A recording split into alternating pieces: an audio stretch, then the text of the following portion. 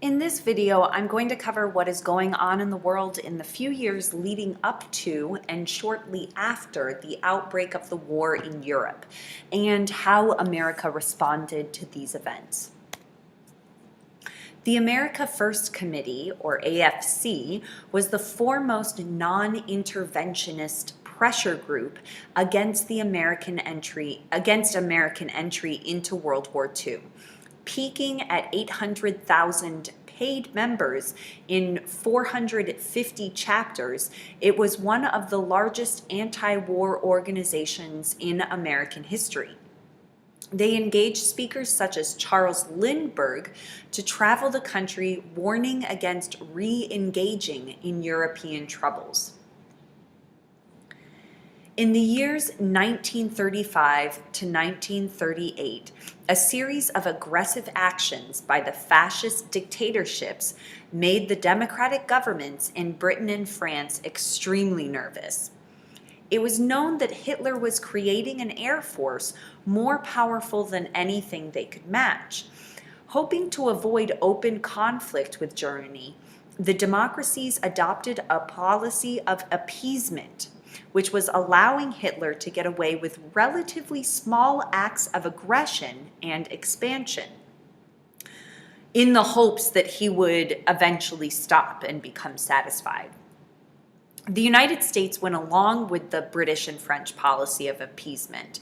The following events are going to show how unprepared these democratic nations were to challenge fascist aggression. And here's a political cartoon from 1936, I believe, that is playing on the link between Adolf Hitler and Kaiser Wilhelm from World War I. In a bid to prove fascism's military might, Mussolini ordered Italian troops to invade Ethiopia in 1935. The League of Nations and the United States objected, but did nothing to stop the Italian aggressor, which succeeded in conquering the African country after a year of bitter fighting. This region in Western Germany was supposed to be permanently demilitarized according to the Versailles Treaty. Hitler, however, openly defied the treaty by ordering German troops to march into the Rhineland on March 7, 1936. Full-scale war between Japan and China broke out in 1937 as Japan's troops invaded its weaker neighbor. The Nanking Massacre, also known as the Rape of Nanking, was an episode of mass murder and mass rape by Japanese troops against the residents of Nanjing, which was then spelled Nanking. And this was the capital of the Republic of China. The massacre occurred over 6 weeks, starting December 13th, 1937, the day that the Japanese captured the capital. During this period, soldiers of the Imperial Japanese Army murdered Chinese civilians and disarmed combatants, numbering an estimated total between 40,000 to over 300,000, and perpetrated widespread rape and looting. The atrocities of this event are absolutely horrific. In fact, as I was looking for primary sources to include, I had to kind of take a break from the imagery because it's startling. Absolutely startling.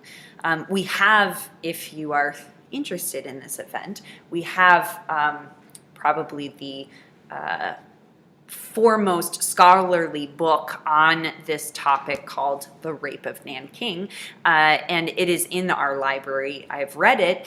It's a pretty interesting and fascinating book, not only because it covers the event itself, but also the historiography of this event and basically how Japan has a longstanding history of denying that this event happened. And since most of the Japanese military records on the killings were kept secret or they were destroyed shortly after the surrender of Japan in 1945, historians have not been able to accurately estimate the death toll of the massacre. So that's why the numbers range between 40,000 and 300,000. To this, as of 2015, several right-wing Japanese politicians and historians continue to deny that this event has happened. On the left is an American political cartoon in response to this invasion, talking about Japan basically cutting out its own piece in China. In Europe, Hitler insisted that Germany had a right to take over a strip of land in Czechoslovakia called the Sudetenland, where most people were German-speaking. To maintain peace, the British Prime Minister at the time, Neville Chamberlain, this is before Winston Churchill, so Neville Chamberlain, and the French President Edouard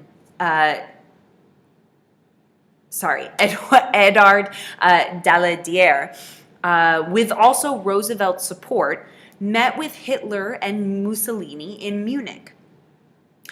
At this conference in September 1938, the British and French leaders agreed to allow Hitler to take the Sudetenland unopposed.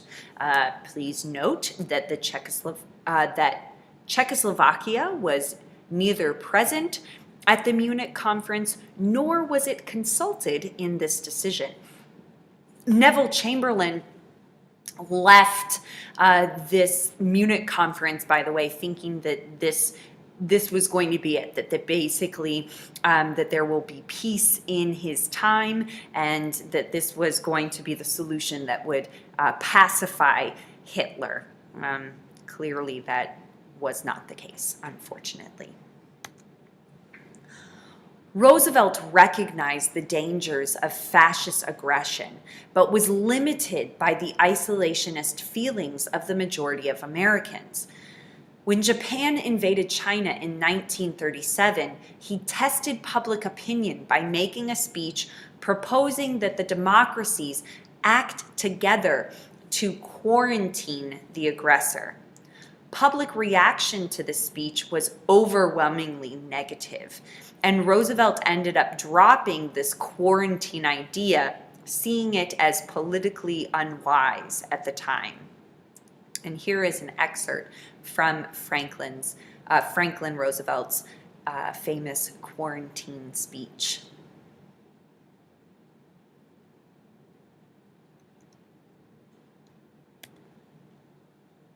Like Wilson in 1916, Roosevelt argued for neutrality and arms buildup at the same time. Congress went along with his request in late 1938 by increasing the military and naval budgets by nearly 2/3. Some isolationists accepted the increased defense spending, thinking it would be used only to protect against the possible invasion of the Western Hemisphere. So they weren't necessarily seeing this as an offensive measure, but strictly to prepare if things came to their hemisphere. In March 1939, Hitler broke the Munich Agreement by sending troops to occupy all of Czechoslovakia. After this, it became clear that Hitler's ambitions had no limit and that war was probably unavoidable. Recognizing the failure of appeasement, Britain and France pledged to fight if Poland was attacked. They had always assumed that they could count on the Soviet leader Joseph Stalin to oppose Hitler, since communism and fascism were ideological enemies. The democratic nations were therefore shocked in August of 1939 when Stalin and Hitler signed a non-aggression pact. Secretly, so this non-aggression pact it does what exactly it sounds like, that Hitler and Stalin agree not to fight one another. But secretly, the Soviet and German dictators agreed to divide Poland between them. And here's a British political cartoon responding to the announcement of the non-aggression pact, asking, "Wonder how long the honeymoon will last?" The answer to that question is not long. In fact, there are stories of Stalin being so upset when Hitler does actually invade the Soviet Union. Spoiler alert. He's just flabbergasted that actually happened, that Hitler would break an agreement that they made. He spends like basically the week in a drunken stupor, like walking up and down, like cursing Hitler's name, according to his daughter. Okay, moving on. On September 1st, 1939, German tanks and planes began a full-scale invasion of Poland. Keeping their pledge, Britain and France declared war against Germany, and soon afterward, they were also at war with its Axis allies as well, Italy and Japan. World War II in Europe had officially begun. Poland was the first to fall to Germany's overwhelming use of air power and fast-moving tanks, a type of warfare called Blitzkrieg, which was German for lightning war. And yes, I realize that my German is fabulous. Thank you. After a relatively inactive winter, the war resumed in the spring of 1940, with Germany attacking its Scandinavian neighbors in the north and its chief enemy, France, to the west. Denmark and Norway surrendered in a few days, France in only 1 week. By June of 1940, the only ally that remained free of German troops was Great Britain. Roosevelt countered isolationism in the U.S. by gradually giving aid to the Allies, especially Great Britain. Now that the war had actually begun, most Americans were alarmed by the news of Nazi tanks, planes, and troops conquering one country after another in a very short time frame. They were strongly opposed to Hitler, but still hoped to keep their country out of the war. President Roosevelt believed that British survival was crucial to U.S. security.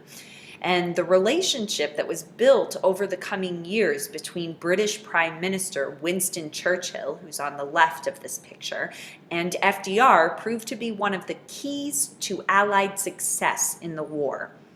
The president chipped away at the restrictive neutrality laws until practically nothing remained to prevent him from giving massive aid to Britain. After the surrender of France to the Germans in 1940, most Americans accepted the need to strengthen U.S. defenses, but again, still were hesitant about giving direct aid to Britain. The British Navy still controlled the seas. Therefore, if the United States ended its arms embargo, remember that was part of an earlier Neutrality Act, it would only help Britain, not Germany. So FDR knows this, and he persuades Congress in 1939 to adopt a less restrictive Neutrality Act, which provided that a belligerent could buy U.S. arms if it used its own ships and paid in cash. So technically, cash and carry was neutral because the United States didn't say that they would only trade with one group of countries. But in reality, it strongly favored the Allies because Great Britain was the only country at the time capable of paying cash and getting to and from the United States. Without actually naming Germany as a potential enemy, Roosevelt pushed neutrality back one more step to enact a law for compulsory military service. The Selected Training and Service Act of September 1940 provided for the registration of all American men between the ages of 21 and 35 and for the training of 1.2 million troops in just 1 year. That is a very big goal. There had been a military draft in the Civil War and World War I, as I am sure you will remember, but only when the United States was officially at war. So this is the first draft that is passed when the United States has not declared war. Unfortunately, it will not be the last. Isolationists strenuously opposed this peacetime draft, but by this time they're now outnumbered as public opinion continues to shift away from strict neutrality. In September 1940, Britain was under constant assault by German bombarding raids. This was called the Blitz. German submarine attacks threatened British control of the Atlantic Ocean. Roosevelt knew that selling U.S. destroyers to the British outright would probably outrage the isolationists. He therefore cleverly arranged a trade. Britain received 50 older but still serviceable U.S. destroyers and gave the U.S. the right to build military bases on the British islands in the Caribbean. So this looked like the United States, again, is fortifying the Western Hemisphere, even though, realistically, the United States had no need to build forts in the Caribbean. Adding to the suspense over the war was uncertainty over a presidential election.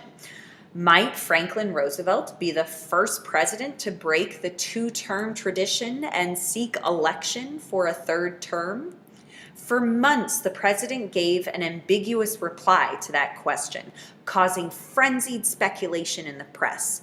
At last, he announced that in those critical times, he would not turn down the Democratic nomination if it were offered. And most Democrats, truthfully, were delighted to renominate their most effective campaigner. During the campaign, though, Roosevelt made the rash pronouncement that your boys are not going to be sent into any foreign wars. Unfortunately, that would not be the case. The Republicans had a number of veteran politicians who were eager to challenge the sitting president. Instead, they chose a newcomer to public office, a man by the name of Wendell Willkie, who was a lawyer and utility executive with a magnetic personality. Although he criticized the New Deal, Willkie largely agreed with Roosevelt on the concept of preparedness and giving aid to Britain short of actually entering the war.